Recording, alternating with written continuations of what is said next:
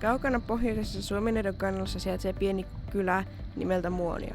Paikka on tunnettu turistien ja urheilijoiden suosimilla hiihtopaikkana, mutta miten tähän päästiin?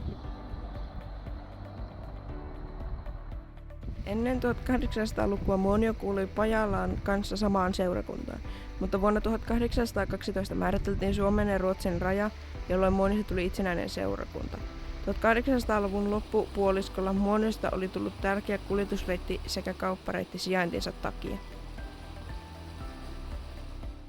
Toinen maailmansota näkyy Muoniossa vuosina 1944 ja 1945, kun Neuvostoliitto oli antanut Suomelle käskyn häätää saksalaiset mailtaan. Saksalaiset polttivat suurimman osan kylästä, arviolta noin 80%. Vain pieniä sauna- ja varastorakennuksia sekä kirkko jäivät palaamatta. Vahingosta huolimatta Muonio oli rakennettu uudelleen 1950 mennessä.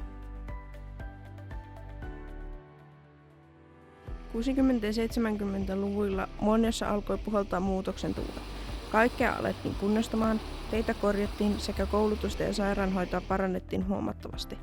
Alueelle myös ilmeni poronhoidon, metsästyksen ja kalastuksen lisäksi uusia ammatteja, kuten pienkäsityö ja kauppojenpito. Vuonna 1974 Muonioon liitettiin Kerässiepin alue, joka oli ennen osa Enontekiötä. 1900-luvun aikana matkailu oli kasvanut. Vaikka porotalous oli yhä suurta alueella, rinnalle kasvoi matkailijoiden kiinnostus hiihto- ja retkeilymahdollisuuksista Muonion alueella. Näihin aikoihin Muoniosta alkoi tulla turisteja ja urheilijoita houkutteleva pieni kylä, jolla oli hyvät hiihtomahdollisuudet ja kauniit maisemat. 2000-luvun jälkeen kaikki on vain kasvanut. Vuonna 2004 Muonio liitti osaksi kuntaansa Pallastunturit, joka vain lisäsi Muonion turismia. Tällä hetkellä Muonion asukkaita on noin 2300.